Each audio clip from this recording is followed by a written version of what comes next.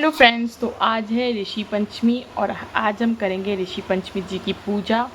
तो चलो आज मैं आपको दिखाती हूँ पूजा विधि। तो अब हम सुनेंगे ऋषि पंचमी व्रत की कथा। तो चलो स्टार्ट करते हैं। एक बार श्रुताश्व ने ब्रह्मा से कहा, हे पितामह, कृपा कर मुझे नारी जाति के उद्धार एवं सर्व सुखों को देने वाला कोई उपाय समझाइए। तब ब्रह्मा जी बोले, हे राजन, मैं आज तुम्हें नारी जाति के उद्धारक समस्त पापों को नष्ट कर मनवांछित फल देने वाले व्रत के संबंध में बताता हूँ। भाद्रपद शुक्ल पक्ष की पंचमी के दिन संपूर्ण विधि विधान से जो नारी व्रत पूजन करती है उसको अभिष्ट फल प्राप्त होता है। इस विषय में मैं तुमको एक अत्यंत पुरातन कथा सुनाता हूँ, उसे ध्यान से देखकर सुनो।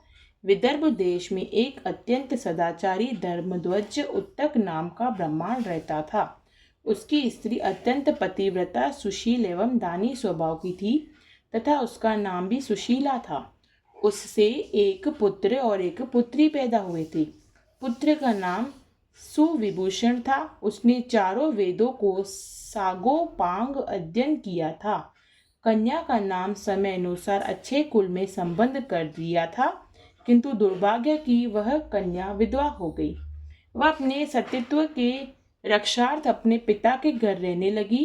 वह ब्राह्मण सब परिवार गंगा तट पर कुटी बनाकर ब्राह्मण बालकों को विदा ध्यान करने लगे।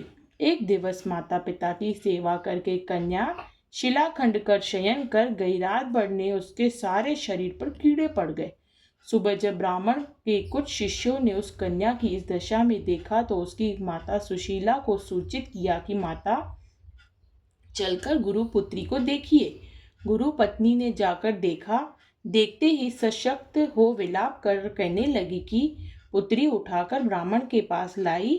ब्राह्मण भी पुत्री की दशा देखकर अति विस्मित हो गए। तब ब्राह्मण ने हाथ जोड़कर कहा, महाराज, मेरी पुत्री के शरीर में कीड़े पड़ जाने का क्या कारण है? तब ब्राह्मण ने ध्यान कर कहा कि हे सुप्रिय, इस कन्या के अब से 7 जन्म पूर्व का हाल बताता हूँ, सो सुनो। यह ब्राह्मणी थी। तब राजस्वला होते हुए भी घर के तमाम बर्तन भोजन सामग्री छू ली। ऋषि पंचमी व्रत को भी अपमानजनक दृष्टि से देखा। उसी दोष के कारण पुत्री के शरीर में कीड़े उत्पन्न हुए, क्योंकि रजोधर्म वाली नारी पहले दिन चंडालनी, दूसरे दिन ब्रह्मघातिनी, तीसरे दिन दोबिन के समान शास्त्रों में माना गया है। तुम्हारी कन्या ने ऋषि पंचमी व्रत के दर्शन अपमान के साथ किए हैं। इससे ब्राह्मण कुल में जन्म पाकर भी दोष मुक्त न हुई। तब सुशील ने कहा, महाराज, इस जन्म व्रत को इस कन्या के समक्ष विधि पूर्वक वर्णन कीजिए, जिसे समस्त सांसारिक प्राणी लाभ उठा सके। ब्राह्मण बोले, हे सहधर्मिणी, यह व्रत भाद्र पक्ष शुक्ल की पक्ष की पंचमी के दिन किया जाता है। पंचमी के दिन किसी नदी अथवा जलाशय में स्नान करके व्रत का धारण कर सायकाल के समय सप्त ऋषियों की पूजन विधि विधान से करना चाहिए। भूमि को गौ के गोबर से लेपकर शुद्ध करना चाहिए। वहां अष्टकमल दल बनाकर नीचे सप्त ऋषियों का स्थापना कर प्रार्थना करे। महर्षि कश्यप, अत्रि, भारद्वाज, विश्वामित्र, गौतम, जमदग्नि, वशिष्ठ महर्षियों को स्थापना कर आचमन, स्नान, चंदन, फल, फूल, दीप, नैवेद्य आदि से पूजन कर व्रत की स्थापना सफलता की कामना करनी चाहिए। इस व्रत को करके उद्यापन की विधि पूर्वक करना चाहिए। चतुर्थी के दिन एक बार भोजन करके पंचमी के दिन व्रत आरंभ करे। सुबह किसी नदी अथवा जलाशय में नित्य कर्म से निवृत्त हो दातुन करे, स्नान करे, गौ के गोबर से लीप कर सर्वत्र भद्र चक्र बनावे, उस पर कलश स्थापित करे, कलश के कंठ में नवीन वस्त्र बांधे, पूजा सामग्री एकत्र करके अष्टदल कमल यानी सप्त ऋषियों को स्वर्ण प्रतिमा स्थापित करे, फिर षोडशोपचार से पूजन करे, रात्रि पुराण आदि ग्रंथों का श्रवण करे, विशेषकर शिव पुराण आदि उपयोगी है। प्रातः सत्कर्मी ब्राह्मण को भोजन एवं दक्षिणादि देकर संतुष्ट करे। इस प्रकार व्रत करे और उद्यापन करना अति उत्तम है। इस व्रतोद्यापन से नारी रूप लावण्य को प्राप्त कर सौभाग्यवती होती है एवं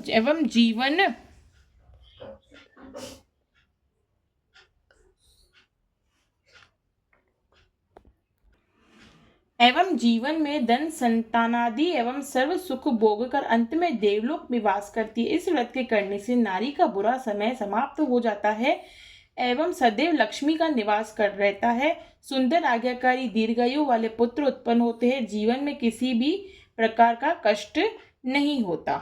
अब होगा दूसरी कहानी भी हम सुनेंगे, क्योंकि 2 कहानियों के जोड़े बनाते हैं। तो चलो अब दूसरी कहानी सुनते हैं। भविष्य पुराणांतर्गत दूसरी कथा। एक बार धर्मराज युधिष्ठिर ने भगवान श्री कृष्ण से कहा, हे जनार्दन, कृपा कर आज आप मुझे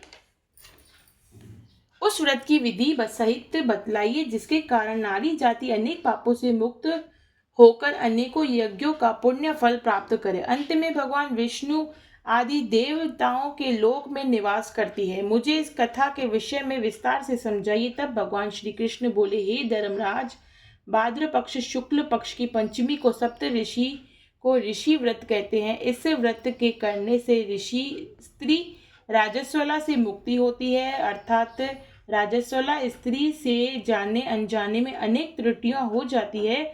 उन त्रुटियों के कारण से नारी को जीवन में अनेक कष्टों का उठाना पड़ता है। उन कष्टों के निवारणार्थ यह ऋषि व्रत किया जाता है। यह अत्यंत पावन व्रत है। इसको अत्यंत पवित्रता के साथ करना चाहिए। इस व्रत के करने से किसी भी प्रकार की त्रुटि नहीं होनी चाहिए, क्योंकि जब देवराज इंद्र ने व्रतासुर राक्षस को मारा था तब उन्हें ब्रह्म हत्या का पाप लगा। उस समय ब्रह्म हत्या के 4 भाग करके एक भाग स्त्री के रज में, दूसरा नदी के फेन में, तीसरा पर्वतों में, चौथा भाग अग्नि की प्रथम ज्वाला में विभक्त किया था। इससे हर वर्ण जाति की नारी रजस्वला होने पर भी पहले दिन चंडालनी, दूसरे दिन ब्रह्मघातिनी, तीसरे दिन धोबिनी के समान दोषी होती है। इससे उन दिनों में किसी भी वस्तु को छूना मना है। छूने से वह वस्तु अपवित्र होकर दूषित होती है। इससे ऋषि पंचमी व्रत के करने से वह दोष मुक्त होकर नारी मोक्ष को प्राप्त होती है तथा पवित्र हो जाती है। हे राजन, विदर्भ देश में एक शयनजित नाम का अत्यंत प्रतापी, यशस्वी तथा न्यायप्रिय राजा था। उसी राज्य में एक सुमित नाम का विद्वान ब्राह्मण था। उसकी पत्नी, जिसका नाम जयश्री था, ऋषि कार्य में अचानक राजस्वला धर्म को प्राप्त हो गई। वह समयानुसार भोजन आदि प्रति वस्तु छूती रही। इस प्रकार समय पूरा होने पर दोनों पति पत्नी की मृत्यु हो गई। मरने के बाद पुनर्जन्म में ब्राह्मणी को कुतिया का जन्म मिला और ब्राह्मण को बैल का जन्म मिला। अपने तप के प्रभाव से दोनों ने अपने पूर्व जन्म की पूरी बातों को स्मरण किया। वह दोनों अपने पुत्र के गर्भ में पल रहे थे। एक दिन श्राद्ध पक्ष में ब्राह्मण ने अपने पुत्र ने अपने पिता की श्राद्ध तिथि के दिन विधि पूर्वक भोज किया। अपनी पत्नी को अत्यंत स्वादिष्ट पकवान बनाने की आज्ञा दी। इधर ब्राह्मण पुत्र वधू ने विधिवत पकवान, खीर आदि भोजन बनाकर तैयार किए। दुर्भाग्य से उस खीर में सर्प ने विष उगल लिया। यह हाल ब्राह्मणी, जो कुतिया योनि में सब देख रही थी, उसने सोचा कि यदि ब्राह्मण यह भोजन करेंगे तो समाप्त हो जाएंगे। इससे मेरे पुत्र को ब्रह्म हत्या का भारी पाप लगेगा। इस प्रकार से सोचकर उसकी पुत्र वधू की दृष्टि बचाकर उस कुतिया ने खीर को जूठा कर लिया। तब बहू ने कुतिया को किबाड़ में बंद कर इतना मारा कि उसकी कमर तोड़ दी। तब खीर फेंककर दोबारा खीर बना ली। फिर श्राद्ध कर ब्राह्मण को भोजन कराया। रात को कुतिया ने अपने पूर्व पति को जाकर जो भी दिन में उस पर बीती थी वह बता दिया। तब वह बैल बोला, हे प्रिय, क्या बात हुई? किस कारण लाठी मारकर तुम्हारी कमर तोड़ी? वह सारी कथा मुझे विस्तार से बताओ। तब उस कुतिया ने बैल को यह सब बताया कि फिर किस प्रकार तथा किस कारण ने से उसकी पुत्र वधू ने लाठी मारकर उसकी कमर तोड़ दी थी। वह अपना संपूर्ण समाचार सुनकर कहने लगी, स्वामी, हमारा इस योनि में कैसे छुटकारा होगा? उसको किस अकर्म के कारण तभी दुख भोगने पड़ रहे हैं? ब्राह्मण पुत्र वहीं पर छुपा सुन रहा था। उन दोनों को उसके वहां होने का कुछ भी भान नहीं था। तब वह बैल बोला, हे प्रिय, तुम्हारे ही दूषित कर्म एवं पापों को भोगने हेतु आज मुझे बैल होना पड़ा। यह कहकर उसने अपने पूर्व जन्म की संपूर्ण कथा बताई। वह राजस्वला के समय भोजनादि सभी समय छूती रही।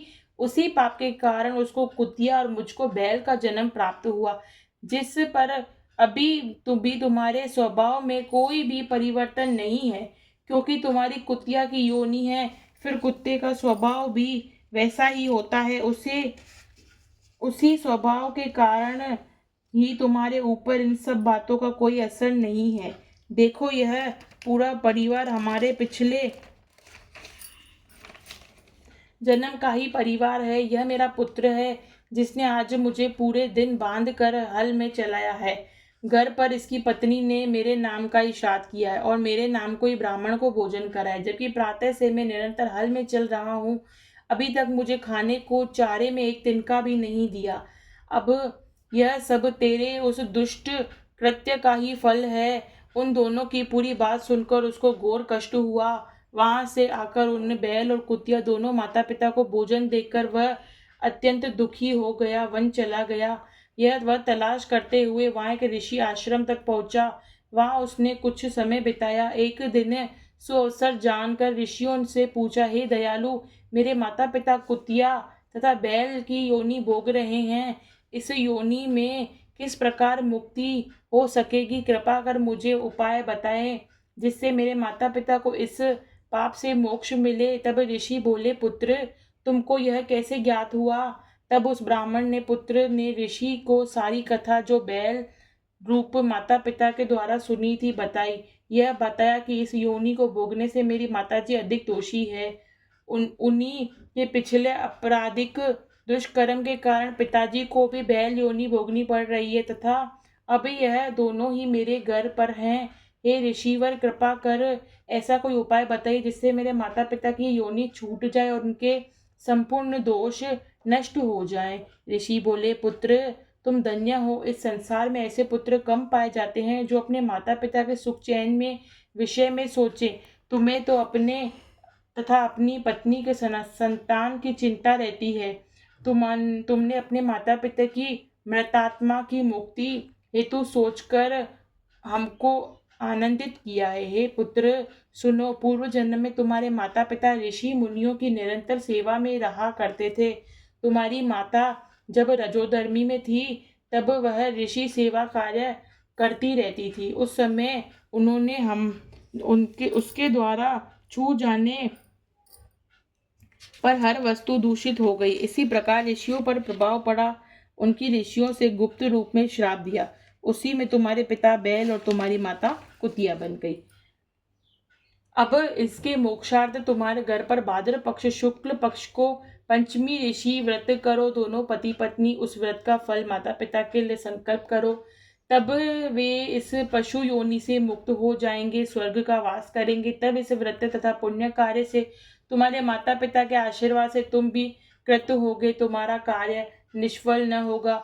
अतः तुम कार्य दोनों प्राणी मिलकर श्रद्धा पूर्वक विधि विधान से करो। ऋषियों की बात सुनकर ब्राह्मण पुत्र अपने घर आया, पत्नी को संपूर्ण समाचार बतलाया। पत्नी की सहमति से दोनों ने व्रत को भाद्र पक्ष मास की शुक्ल पक्षीय पंचमी को अत्यंत श्रद्धा भाव से विधि पूर्वक किया। पंडित जी को बुलाकर उस व्रत फल का संकल्प अपने माता पिता को दिया, जिसके प्रभाव से वह दोनों पशु योनि से मुक्त होकर विमान द्वारा देवलोक को प्रस्थान कर गए। हे राजन, जो नारी इस व्रत को संपूर्ण विधि के साथ अत्यधिक श्रद्धा भाव से पालन करती है तथा सप्त ऋषियों का पूजन कर आदर सहित करती है, वह भयंकर राजस्वला दोष से मुक्त धन धान्य पुत्र पौत्रादि का सुख भोगती है, सौभाग्यवती होकर अमर पद को प्राप्त करती है। इसीलिए इस व्रत के करने से नारी जाति का समस्त पापों के द्वारा उद्धार हो जाता है। यह विशेषकर नारी के उपयोग का ही व्रत है। पितृ आत्म दृष्टि हेतु दंपति भी कर सकते हैं। जो फल अनेक तीर्थों के करने से प्राप्त होता है, वही फल एक बार इस व्रत के करने से होता है। ही युधिष्ठिर, इस व्रत का महान फल है। इति ऋषि पंचमी कथा समाप्त।